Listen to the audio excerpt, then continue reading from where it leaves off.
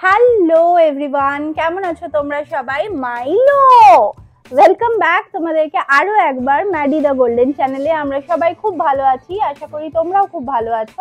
আজকে একটা অন্যরকম ভিডিও নিয়ে চলে এসেছি, চলো আজকের ভিডিওটা শুরু করা যাক।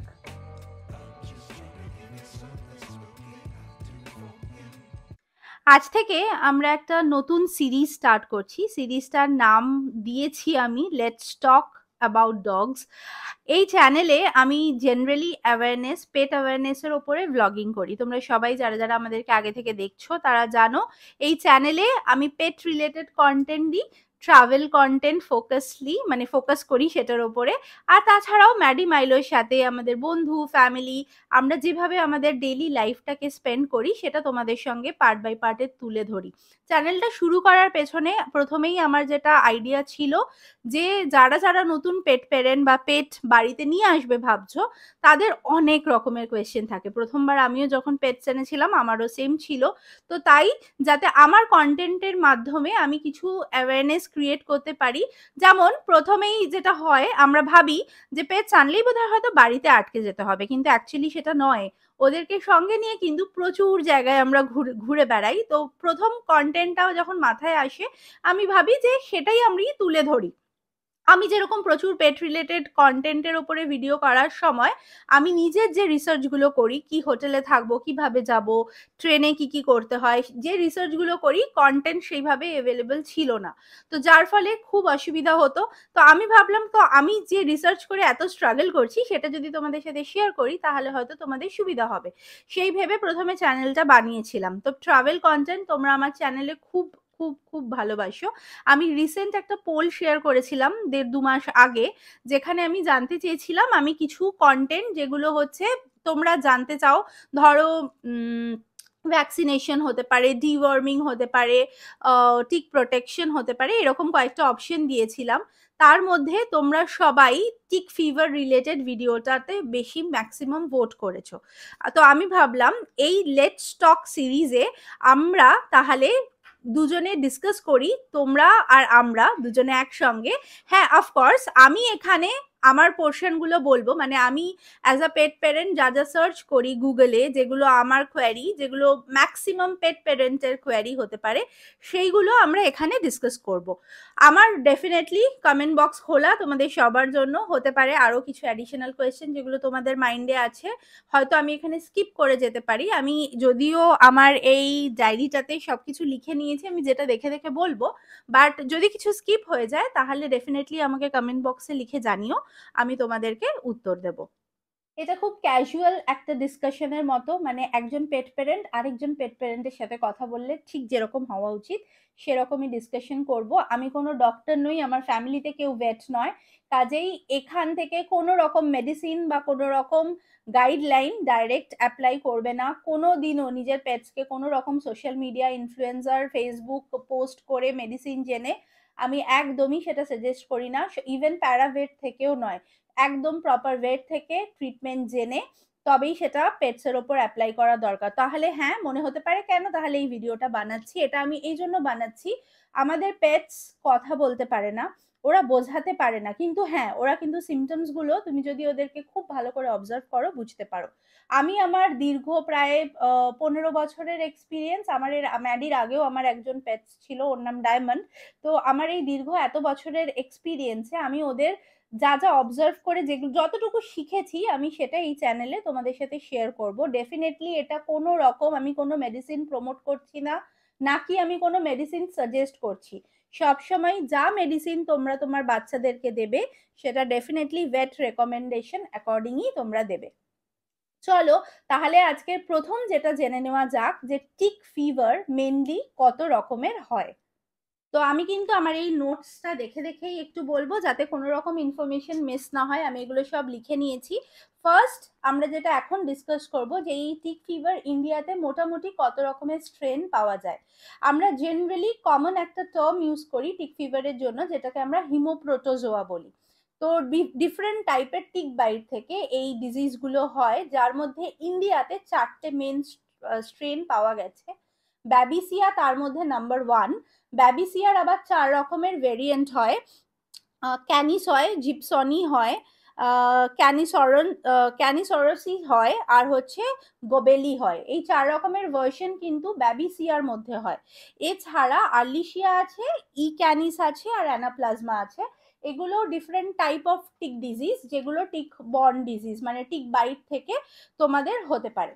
তো এই 4 রকমের বাইরে ইন্ডিয়াতে এখনো অবধি পাওয়া যায়নি, তবে বিদেশে আরো কিছু ভেরিয়েন্টস আছে, সেগুলোর ব্যাপারে আজকের ব্লগে আমি ডিসকাস করছি না। নেক্সট যে পয়েন্টটা আমি সব থেকে ইম্পর্টেন্ট মনে করি সেটা হচ্ছে সিমটমস, মানে তোমরা এক্স্যাক্টলি কি কি সিমটমস তোমার ডগের মধ্যে বুঝতে পারো। যদি বুঝতে পারো একটু অ্যাডভান্সে, তাহলে প্রিকশন নিতে পারো আগে থেকে, বা তোমার ডক্টরকে খুব ইলাবোরেটলি তুমি তোমার প্রবলেমগুলো এক্সপ্লেন করতে পারবে। ডগস যেহেতু, যে কোনো অ্যানিমালসই যেহেতু কমিউনিকেট করতে পারে না, ওদের ডিজিজটা কিন্তু একদম লাস্ট স্টেজে এসে আমরা বুঝতে পারি, মানে তখন একদম হয়তো আর ফিভারে মাথায় তুলতে পারছে না, কিন্তু তার আগে থেকে ওরা কিন্তু বেশ কিছু সিমটমস আমাদেরকে শো করে। মানে হয়তো হতে পারে তুমি ভাবছো যে ও সকালবেলার দিকটাতে আর খেতে চাইছে না, বা দুপুরেও খাচ্ছে না, খাওয়ার অ্যাপেটাইটটা ওভারঅল কমিয়ে ফেলেছে। That could be a symptom, যেটা হয়তো আমরা ইগনোর করছি বা ভাবছি হয়তো গরমে খাচ্ছে না, কিন্তু সেটা নাও হতে পারে। বা হয়তো দেখছো ও মাঝে মাঝে গ্যাস ফর্ম হয়ে যাচ্ছে বডির মধ্যে, বা হয়তো কখনো বমি করে ফেলছে, খাবারটা ডাইজেস্ট করতে পারছে না। তো এগুলো সমস্ত কিছুই কিছু না কিছু বডি ওর সিমটম, প্লাস ওদের টয়লেট পটি খুব ভালো করে অবজার্ভ করা দরকার, বিকজ ওখান থেকে বডি অ্যাকচুয়ালি ইন্ডিকেট করে যে মানে উইদিন বডির মধ্যে কোনো ডিজিজ রয়েছে কিনা।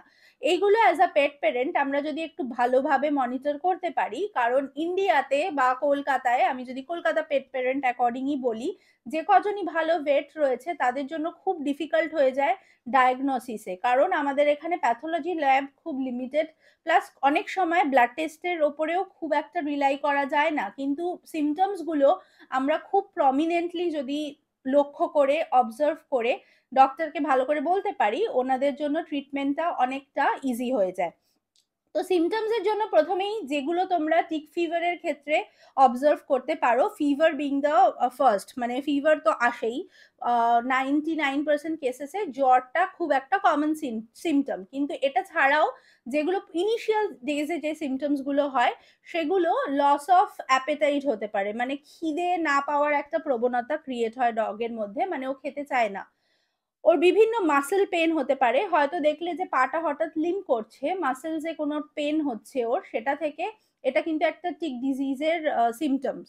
এছাড়াও যেগুলো খুব কমন সিমটমস এর মধ্যে হতে পারে, গাম গুলো, মানে এই যে মাড়ির পোর্শনটা, দাঁতের এই জায়গাগুলো, এগুলো যদি একটু উঠিয়ে দেখো, দেখবে একটু পেল হয়ে যায়, মানে হালকা, মানে যেরকম পিঙ্কিশ কালারটা নর্মাল হয় সেটা না হয়ে একটা হালকা কালার হয়, সেটাও কিন্তু একটা সিমটমস। মানে এই হিমোগ্লোবিন কমে যায়, বেসিক্যালি এটা হিমোগ্লোবিনকে এফেক্ট করে আর ডব্লিউবিসি কে এফেক্ট করে। তো এই সিমটমস গুলো অবজার্ভ করা যেতে পারে। এছাড়া মেজর সিমটমস এর মধ্যে আমরা ফিভার, তার মধ্যে একটা মানে একদম মেন একটা সিমটম যে জ্বর আসে টিক ফিভার থেকে, তাই জন্যই এটার নাম টিক ফিভার, টিক বাইট থেকে হয়। আর এছাড়াও আরো কিছু সিমটমস এর মধ্যে যেগুলো আমরা ব্লাড টেস্ট করে জানতে পারবো, ব্লাড টেস্ট এটার জন্য মাস্ট, আমি এর পরে বলছি যে কিরকম কিরকম ব্লাড টেস্ট হতে পারে। তো তার থেকে আমরা kidney function, liver function, pancreas, এই ফাংশনস এর প্যারামিটার গুলো, ডাব্লিউবিসি ডেফিনেটলি, হিমোগ্লোবিন ডেফিনেটলি, এই প্যারামিটার গুলো দেখে আমরা বুঝতে পারবো যে এক্স্যাক্টলি ওর কি সিমটমস, মানে কি কি জিনিসে এফেক্টটা হয়েছে। এইবারে আসি কিছু ইন্ডিয়াতে অ্যাভেলেবল, কলকাতাতেও অ্যাভেলেবল, এর মধ্যে ম্যাক্সিমাম টেস্টই যেগুলো তোমার ক্লিনিক্যাল টেস্ট। ক্লিনিক্যাল কিভাবে আমরা এটাকে ডায়াগনোসিসটা করতে পারি, এটার জন্য যেটা সব থেকে আগে জরুরি, 5 বছর যদি তোমার ডগের বয়স 5 বছর বা তার বেশি, তো সাজেস্টেড বলা হয় যে মিনিমাম 2টো অ্যানুয়াল ব্লাড চেক করা দরকার। সেটার মধ্যে সিবিসি, এলএফটি, কেএফটি ম্যান্ডেটরি। এছাড়াও হিমোপ্রোটোজোয়ার একটা স্লাইড টেস্ট পাওয়া যায়, যেটা খুব একটা দাম নয়, অ্যারাউন্ড ওই 700 থেকে 1000 টাকার মধ্যে হয়, যেটাও তুমি অ্যাড করে নিতে পারো। ওটাতে কিন্তু এই কান থেকে ওরা যেরকম আমাদের আঙুল থেকে একটা ড্রপ নিয়ে ম্যালেরিয়ার টেস্ট হয়, ঠিক সেরকম ওটা কান থেকে নিয়ে স্লাইডের মধ্যে টেস্ট হয়। তো ওখানে মোটামুটি হিমোপ্রোটোজোয়া প্রেজেন্স আছে কিনা সেটা বোঝা যায়। আর সিবিসি, এলএফটি, কেএফটি এই প্যারামিটারগুলো দেখে বাদবাকি প্যারামিটারসে কোথাও কোনো এফেক্ট হয়েছে কিনা সেটা দেখেও একটা আন্দাজ ডাক্তাররা লাগাতে পারে যে বডিতে আর কোনো জার্মস আছে কিনা। যেমন ডাব্লিউবিসি যদি খুব হাই হয় সেক্ষেত্রে জার্মস প্রেজেন্ট আছে। আরবিসি কাউন্টে গন্ডগোল হয়, হিমোগ্লোবিন নর্মালের থেকে কমে যায় অনেকটা, যার ফলে বডিতে মানে দাঁত, মাড়ি এই জায়গাগুলো তোমরা বুঝতে পারবে যে হোয়াইটিশ হয়ে গেছে। তো এগুলো কমন সিমটমস হচ্ছে ফর যে কোনো হিমোপ্রোটোজোয়া ব্যাবিসে, মানে হিমোপ্রোটোজোয়ান ডিজিজগুলো। তো এই ডিজিজগুলোর জন্য এছাড়া যেটা খুব ভালো, মানে যেটা ম্যাক্সিমাম ডক্টররা, মানে একদম যদি তুমি হিমোপ্রোটোজোয়া কনফার্ম আর ডাক্তাররা যদি সাজেস্ট করে সেক্ষেত্রে একটা এক্সপেন্সিভ টেস্ট হয়, সেটাকে আমরা বলি আরটিপিসিআর, যেটা একদম কনফার্মলি ডিটারমাইন করে যে তোমার বডিতে কোন প্রোটোজোয়াটা এক্স্যাক্টলি প্রেজেন্ট আছে। হিমোপ্রোটোজোয়ার নর্মাল যে স্লাইড টেস্ট ওটা অনেক সময়ই অ্যাকিউরেট হয় না। স্লাইড টেস্ট ছাড়াও কিন্তু মার্কেটে এখন একটা কিট টেস্টও অ্যাভেলেবেল, কিন্তু এই দুটো টেস্ট কিন্তু একদম অ্যাকিউরেট রেজাল্ট দেবে না। বডিতে যদি খুব মাইনর লেভেলের ইনফেকশন আছে অনেক সময় এই টেস্টগুলো সেটাকে ডিটেক্ট করতে পারে না। কিন্তু আরটিপিসিআর একদম তোমার বডিতে ইভেন যদি 1% 2% মানে যেটুকু মিনিমাম সেই রেঞ্জের মধ্যেও যদি চলে আসে সেক্ষেত্রে কিন্তু আরটিপিসিআর ডিটেক্ট করে দেয়। তবে হ্যাঁ, আরটিপিসিআর এক্সপেন্সিভ অপশন, তাই জন্য অনেক সময় ডক্টররা নর্মাল সিবিসি, এলএফটি, কেএফটি এগুলো থেকে আগে ডিটারমাইন হয় যে আর কোনো প্যারামিটার্সে কোনো অ্যাবনর্মালিটি আছে কিনা। যদি অ্যাবনর্মালিটি থাকে সেক্ষেত্রে ডক্টরের কনসালটেশন নিয়ে ডেফিনেটলি তোমরা আরটিপিসিআর করতে পারো। এইবার চলে আসি রিজন কেন টিক ফিভার হয়। খুব কমন একটা আনসার হলো টিক বাইট থেকে টিক ফিভার হয়। হ্যাঁ, সেটা আমরা সবাই জানি, কিন্তু কেন আমার ডগকেই হয় তোমার ডগকে হচ্ছে না, একই রিজিয়নে থাকি, একজনের হয় আরেকজনের হয় না, তার পিছনে আমি আমার যতটুকু রিসার্চ থেকে বুঝেছি তার আরো কিন্তু কয়েকটা আন্ডারলাইন রিজন আছে, যেগুলো ডক্টররাও তোমাদেরকে, যদি তুমি খুব ভালো কোনো ডক্টরসের সাথে কনসাল্ট করো তারা তোমাকে বুঝিয়ে এক্সপ্লেন করে বলবে। অনেক সময় আমরা খুব রেপিউটেড নয়, মানে আমাদের কলকাতাতে তো আনএথিক্যাল ব্রিডার্সে ভর্তি, যারা ব্রিডিং প্র্যাকটিসের মধ্যে ফিমেল ডগকে খুবভাবে ইভেন ভ্যাকসিনেশন টুকুও করায় না। তার ফলে কি হয়, মাদার ডগের যদি ইনলাইন, মানে মাদার ডগের মধ্যে অলরেডি এই ডিজিজটা রয়েছে, সেটা কিন্তু তার বাচ্চা পাপিসদের মধ্যেও ট্রান্সমিশন হয়। এটা থ্রু ব্লাড ট্রান্সমিটেড ডিজিজ। হ্যাঁ, তোমার একটা ডগ থেকে আর একটা ডগের মধ্যে নর্মালি ট্রান্সমিশন হবে না, কিন্তু থ্রু ব্লাড, ইভেন যদি ব্লাড ট্রান্সফিউশন করা হয়, তো এমন একটা ইনফেক্টেড ডগ যার প্রিভিয়াসলি কোনো রকম টিক ফিভারের ডিজিজ হয়েছে, তার থেকে যদি ব্লাড ট্রান্সফিউশন নেওয়া হয় সেখান থেকেও কিন্তু টিক বর্ন ডিজিজগুলো স্প্রেড হতে থাকে। তো যার ফলে এগুলো হচ্ছে মানে আন্ডারলাইং, আমরা হয়তো কমন চোখে বুঝতে পারি না, আমরা ভাবি যে টিক হয়তো কামড়ে দিয়েছে যার থেকে হয়েছে, কিন্তু অনেক সময় সেটা কেস হয় না। এছাড়াও যেটা আরেকটা প্যারামিটার, ইমিউনিটি, ডগের ইমিউনিটির উপরেও কিন্তু এই টিকবর্ন ডিজিজগুলো যেরকম হিউম্যানদের হয় যাদের খুব স্ট্রং ইমিউনিটি, চট করে সব রকম ডিজিজ ধরে না, কিন্তু হ্যাঁ অনেক বাচ্চারাই থাকে যাদের ইমিউনিটি অতটা স্ট্রং নয়, তাদের ক্ষেত্রে এই টিকবর্ন ডিজিজগুলো আরো বেশি করে অ্যাটাক করার চান্সেসটা বেড়ে যায়। এছাড়াও তোমরা যেটা দেখতে পারো যে তোমার বাচ্চা যেই এরিয়াটাতে ওয়াক করতে যায় সেই এরিয়া থেকেও অনেক সময় অনেক এরিয়া টিক ইনফেক্টেড হয়ে যায়। তো টিক ইনফেক্টেড মানে কি, ওই এরিয়াতে হয়তো টিক হওয়ার, মানে টিক চলে আসার বডিতে চান্সেস অনেক বেশি হয়ে যায়। সেক্ষেত্রে ওই এরিয়াটা যদি তোমার কাছে ক্লিন করার প্রভিশন থাকে, বা ঘাসের এরিয়াগুলো যদি অ্যাভয়েড করতে পারো, বড় বড় ঘাস আছে এরকম জায়গাগুলো যদি আমরা অ্যাভয়েড করতে পারি, আমরা কিছুটা সংখ্যক এটাকে অ্যাভয়েড করতে পারবো। তো এইগুলো হচ্ছে মেন কিছু রিজন যেটার জন্য টিক ডিজিজ গুলো হয়। তো এবার চলো তোমাদেরকে তাহলে বলি প্রিকশনে তোমরা কি কি নিতে পারো, মানে যদি এই টিক ফিভারটাকে অ্যাভয়েড করতে চাই তাহলে অ্যাজ আ পেট প্যারেন্ট আমরা কি কি প্রিকশন নিতে পারি। ইমিউনিটি, যেরকম আমি বললাম যে এটা একটা ইমিউনিটি, কিন্তু ইভেন হেরিডিটি, এই দুটো একটা খুব বড় ব্যাকগ্রাউন্ড ফ্যাক্টর, যেগুলোর জন্য টিকবর্ন ডিজিজটা কারুর হয় কারুর হয় না, মানে ইরেসপেক্টিভ, হয়তো টিক একজন ডগকে কামড়েছে তার হবে আর তোমার ডগকে কামড়েছে তার হবে না। তো এরকম অনেক রকম প্যারামিটার হয়। তো তার জন্য ইমিউনিটি বুস্ট করার জন্য খুব ভালো হেলদি ফুড আমরা প্রিকশনারিতে, মানে ছোট থেকেই কিছু সাপ্লিমেন্টস ইউজ করতে পারি, ভালো ফুড দিতে পারি, যেগুলো আমাদের ডগকে সেলফ ইমিউনিটি বিল্ড করতে হেল্প করবে। এটা ছাড়াও যেটা আমরা করতে পারি, ইমিউনিটি বুস্টার্স কিছু পাওয়া যায় যেগুলো আমরা ফুডে অ্যাজ আ সাপ্লিমেন্ট ইউজ করতে পারি। ডেফিনেটলি এগেন ডক্টরসের সাথে ডিসকাস করে তবেই সেগুলো ডগসের জন্য ইউজ করা ভালো। এটা ছাড়া যেটা তোমরা করতে পারো সেটা হচ্ছে প্রচুর রকম মার্কেটে টিক রিলেটেড প্রোডাক্ট পাওয়া যায়। আমি যার কয়েকটা তোমাদের সাথে ডিসকাস করব যেগুলো আমরা ম্যাডি মাইলোর জন্য ইউজ করি সেগুলো বলবো। আর এটা ছাড়াও কি কি পাওয়া যায়, সবকিছুরই কিন্তু সাইড এফেক্টস আছে, কারণ যখনই কোনো টিক্স রিলেটেড প্রোডাক্ট ইউজ করবে একটা জিনিস সবসময় মাথায় রাখতে হবে, এগুলো কিন্তু সবই তোমার পেস্টিসাইডস থাকে। তো যার ফলে এগুলোতে যাই তোমরা ইউজ করবে ডক্টরকে কনসাল্ট করে করবে। অনেক সময় additional liver support, kidney support এগুলো দিতে হয়, যার ফলে তোমরা ডগ সুস্থ থাকে ওগুলো ইউজ করার পরেও। তা না হলে কি হবে, হিতে বিপরীত, তোমরা একটা মেডিসিন ইউজ করলে আর হয়তো লিভারটাকে ম্যালফাংশন করে দিল। কাজেই কোনো রকম মেডিসিনস, ওরাল মেডিসিন স্পেশালি খাওয়ানোর আগে কনসাল্ট ইওর ভেট। এইবার আমরা যেটা ম্যাডিমাইলোর জন্য করি, আমার অলরেডি চ্যানেলে কয়েকটা ভিডিও আছে, আমি সেগুলো খুঁজে ডেসক্রিপশনে লিংক করে দেবো তোমাদের জন্য। আমরা টিক কলার ইউজ করতাম ম্যাডির জন্য, মাইলোর জন্য করিনি। ম্যাডির জন্য টিক কলার ইউজ করতাম। ম্যাডির কিন্তু ব্যাবিসিয়া পজিটিভ মাল্টিপল টাইম হয়েছে, আমি সেটা আরেকটু বাদে বলছি তোমাদেরকে, আরেকটু ইন ডিটেলসে। কিন্তু আমরা সেটা থেকে খুব একটা ভালো রেজাল্ট পাইনি। আমাদেরকে আমার ডক্টর সিম্পারিকা বা নেক্সট গার্ডের কথা বলেছিল, এগুলো হচ্ছে ওরাল মেডিসিন। আরও একটা মেডিসিন আছে ব্র্যাভেক্টো, কিন্তু এগুলো যদি তোমরা একটু রিসার্চ করো তোমরা দেখতে পাবে এর কিন্তু অসম্ভব সাইড এফেক্টস আছে। প্লাস এগুলো ডক্টররা প্রেসক্রাইব করেন ঠিকই, বাট এটার পরেও যে গ্যারেন্টেড যে তোমার বাচ্চার টিক ফিভার হবে না সেরকম কিন্তু নয়। তোমরা যদি খুব বাচ্চার ইমিউনিটি কম থাকে সেক্ষেত্রে কিন্তু এর পরেও মানে মেডিসিনস খাওয়ার পরেও হতে পারে। তো এই এতগুলো অ্যানালিসিস করে আমি সেই অপশনটা খুব একটা প্রেফার করি না। আমরা যেটা ম্যাডিমাইলোর ক্ষেত্রে ফলো করি, গ্রুমিং এর ওপরে খুব ভালো জোর দিই। একদম পরিষ্কার প্রত্যেকবার আসার পর ওদের পা মুছিয়ে দেওয়া, যতবার ওয়াকে যাবে। স্প্রে করি আমরা, একটা ফ্রিডম স্প্রে আছে, আমি এখানে কোথাও একটা তার একটা ছবি দিয়ে দেব। এই স্প্রেটা খুব এফেক্টিভ, কিন্তু হ্যাঁ খুব বেশি লম্বা থাকে না, 4 দিন 5 দিন এরকম ম্যাক্সিমাম, তারপরে আবার করতে হয়। আর এছাড়া ডেলি রেগুলার কম্বিং, ব্রাশিং, একদম উইকলি মেনটেন করে, উইকলি বা 10 দিনে যে একদম স্নান করানো, মাঝে মাঝে টিক শ্যাম্পু পাওয়া যায় মার্কেটে, সেগুলো ইউজ করতে পারো, সেগুলো থেকে অনেকটা হেল্প হয়।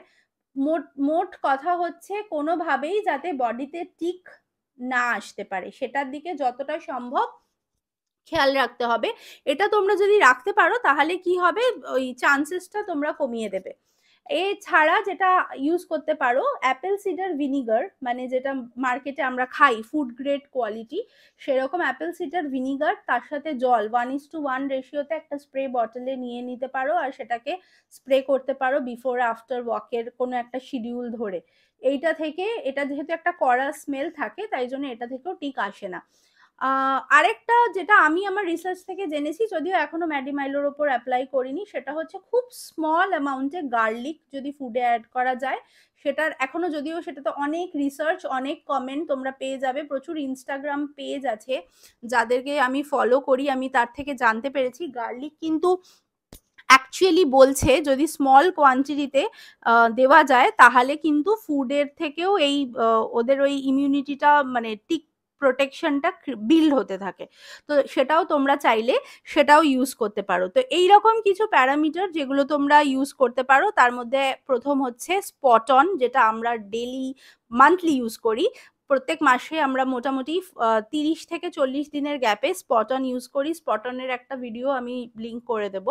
তো how to apply spot on, কি কি আগে পরে কি কি দেখতে হয়।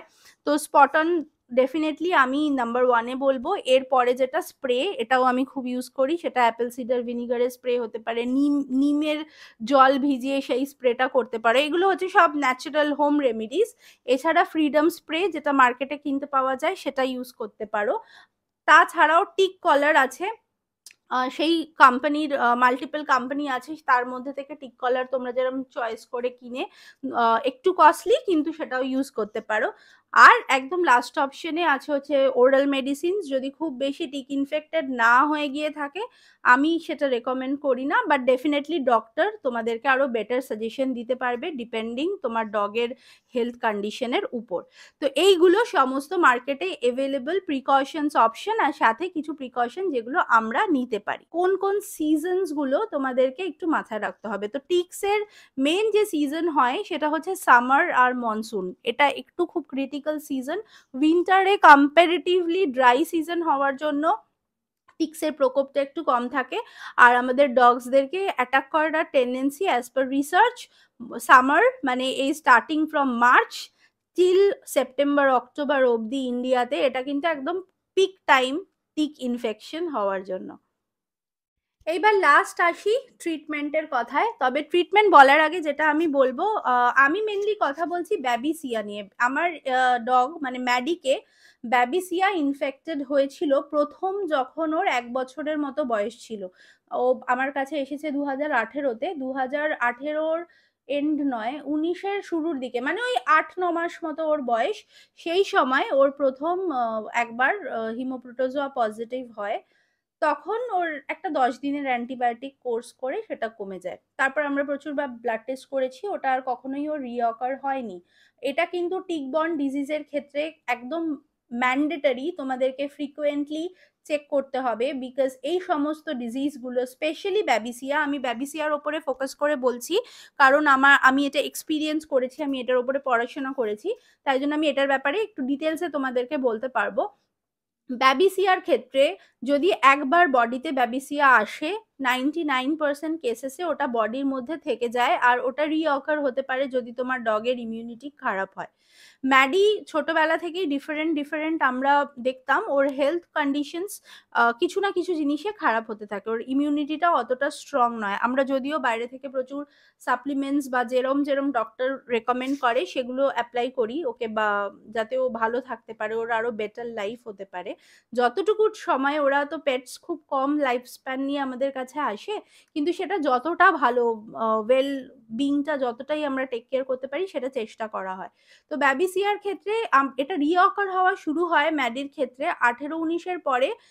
2 বছর মতো, 2-3 বছর কিছু ছিল না, 22 থেকে 2022-এর এন্ড থেকে ওই মনসুনের সিজনটার পর থেকে এগেন আমি দেখলাম কিছু কিছু সিমটমস, ওর যেই সিমটমস গুলো আমি তোমাদেরকে বললাম রিঅকার হচ্ছে। তো টেস্ট করে দেখা যায় যে এগেন ওর ব্যাবিসিয়া পজিটিভ।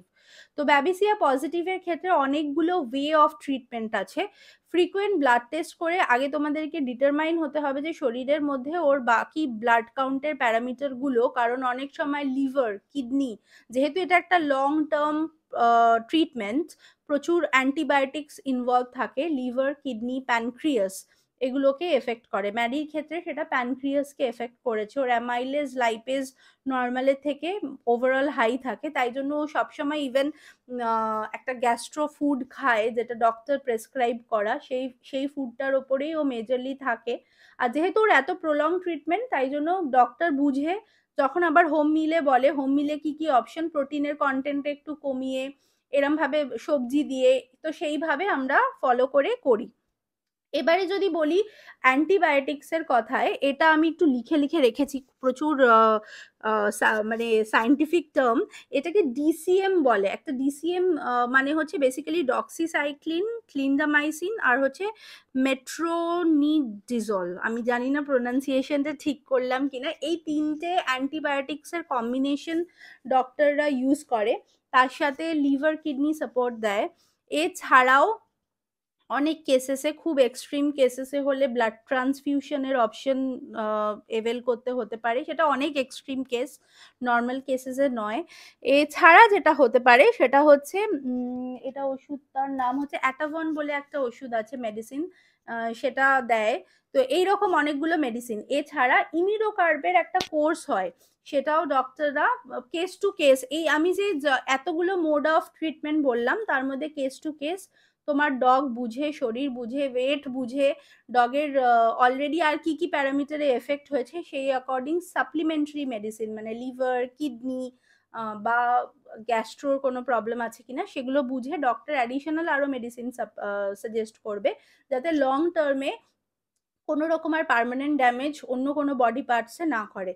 তো এইগুলো হচ্ছে ওভারঅল আমি তোমাদের সাথে ডিসকাস করলাম। আজকের এই সিরিজটা আমরা স্টার্ট করলাম বেসড অন তোমাদেরই অ্যাডভাইস। আমি এরকম আরো কিছু পোলস ফিউচারে আমি এইরকম একটা সিরিজ কন্টিনিউ করব। আমাদের নলেজ অনুযায়ী আমার দুটো বাচ্চা থেকে আমি যা যা শিখেছি, আমাদের যা যা নলেজ আছে সেগুলো তোমাদের সাথে স্প্রেড করব, যাতে তোমাদেরও হেল্প হয়।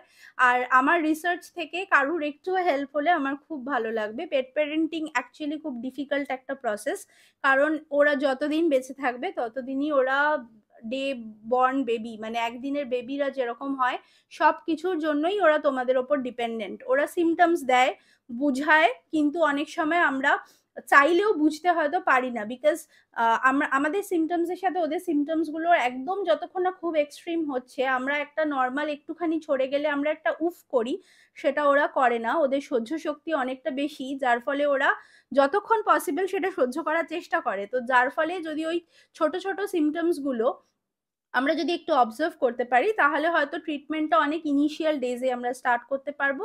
আর যাতে ট্রিটমেন্টটা ডক্টরদেরও সুবিধা হয় আর তোমার বেবির লাইফ রিস্কটাও কমে যায়, মানে থাকে না। টিক ফিভার কিন্তু একদম কিউরেবল। ম্যাডির এই নিয়ে আমরা 3 to 4 টাইম ট্রিটমেন্ট করেছি। ওর এভরি ইয়ারেই মোটামুটি রেকারিং হয়েছে এখনো অবধি। 2022 থেকে 22-এ হয়েছে একবার, 23-এও হয়েছে একবার, 24-এ হয়েছে একবার। কোনো রকম লাস্ট দুবারে কিন্তু কোনো সিমটমস ছিল না, কিন্তু জাস্ট রুটিন ব্লাড চেক আপে, যেটা আমরা প্রত্যেক 6 মাসের গ্যাপে করি, যেহেতু ম্যাডি অলমোস্ট 7 ইয়ার্স এজ এখন, তো প্রত্যেক 6 মাসের অন্তর করি। মাইলোর বছরে একটা করি। হেলথ কন্ডিশন তোমার ডগের যদি খারাপ থাকে বা কোনো আন্ডারলাইন থাকে, সেক্ষেত্রে দুটো তো মিনিমাম দরকার, দুটো ব্লাড টেস্ট, প্লাস সিনিয়র 5 বছরের বেশি ডগ হলে এই দুটো ব্লাড টেস্ট দরকারই বছরে করার।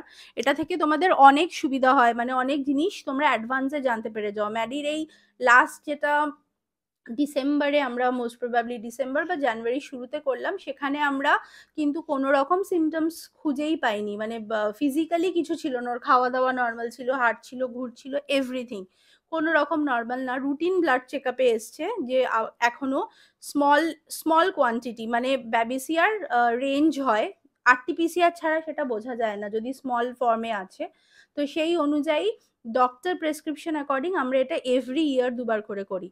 আবার এখন এগেন আমি আবার 2-3 মাস বাদে আবার করব, মেডিকেশন চলেছে। তো যেহেতু আমি এটা নিয়ে খুব সাফার করেছি, তাই আমি এটা নিয়ে কথা বললাম, ডিসকাস করলাম। তোমাদের যদি কোনো কমেন্ট থাকে, কোনো কোয়েরি থাকে, কমেন্ট বক্স খোলা আছে, প্লিজ জিজ্ঞেস করো। আমার যতটা ইনফরমেশন আমি প্রোভাইড করব, না হলে ডক্টর থেকে আমার ডক্টরের সাথে নেক্সট অ্যাপয়েন্টমেন্টে জেনে তোমাদেরকে জানাবো। আর আশা করি এরকম ইনফরমেটিভ ভিডিওগুলো তোমাদের ভালো লাগলো। যদি লাগে লাইক, শেয়ার, কমেন্ট আর সাবস্ক্রাইব করে চ্যানেলটার পাশে থেকো। ট্রাভেল ভিডিও তো আসবেই, ওটা আমাদের মেন ফোকাস এরিয়া, মানে আমরা ওটা করতে খুব ভালোবাসি। তবে হ্যাঁ, এগুলো খুব নেসেসারি, মানে পেট প্যারেন্টিং এর এগুলো বেসিক। তাই জন্য এইরকমও কিছু কন্টেন্ট এবার থেকে আমার এই চ্যানেলে আসবে। আশা করি তোমরা সাপোর্ট করবে। আর খুব শিগগিরই পরের এপিসোডে তোমাদের সাথে দেখা হচ্ছে। টিল দেন সবাই খুব ভালো থেকো। Tata everyone.